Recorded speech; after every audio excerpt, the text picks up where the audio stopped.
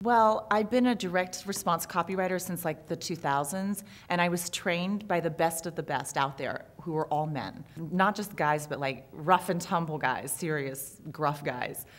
And the style of marketing and copywriting that they taught me is the same style that's worked for like 100 years. And, and that's the way marketing goes. You recycle what works. It's fine. But it's really like hardcore stuff, in your face, testosteronal stuff. I loved it. I still love it to this day because it's so opposite of who I am. I'm very non-confrontational and lets everybody kumbaya and get along. And it gave me a chance to kind of, stretch my masculine qualities and just get my own testosterone flowing. So I totally loved it. I got really good at it, and my business took off. I got a great following, and life was wonderful. But here's what happened. Up until I held my first live event in 2006, most of my contact with my fans, my followers, whatever you want to call them, was through like email, or like a teleseminar, or networking where you rub shoulders, but you don't really spend a lot of time.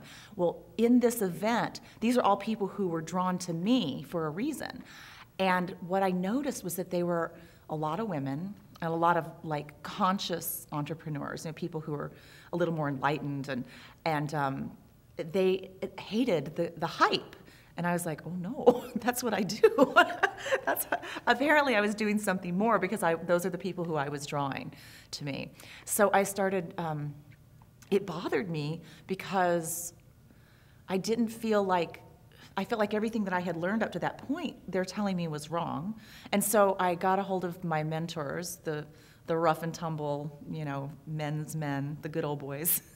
And I was letting them know about this dilemma. Like, these people say they hate hype. What do I do? And they're like, oh, forget about it. They won't buy anyway. You just keep doing what you're doing.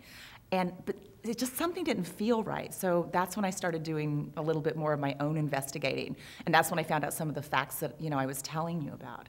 The marketing that we use today is, as I've said, it comes back from like 100 years ago. We just recycle the same stuff. Great, it works, but here's the deal. 100 years ago, women didn't work. They didn't make any buying decisions. They had little to no impact on what was being spent. Now, it's very different today, obviously, but back in the 20s and 30s when this stuff was created, that the women were actually called the silent generation. I mean, how much do you think they're spending? So all of this marketing that we're leaning so heavily on is completely male-oriented. And now that was perfect for the time, because those are the guys who were spending. But now that women have much more buying power, we need to shift our paradigm. So that's when I got this big aha moment, and I'm like, why isn't anybody saying that? It's so obvious when you look at the facts. So basically, when you're talking about the she factor, it's taking many new elements. It's taking the marketing that works today, but then you add like a spice, you add the extra elements that really pump it up. It's like if you were making cookies and you left out sugar, it's like they're not gonna taste good, but it's still a recipe.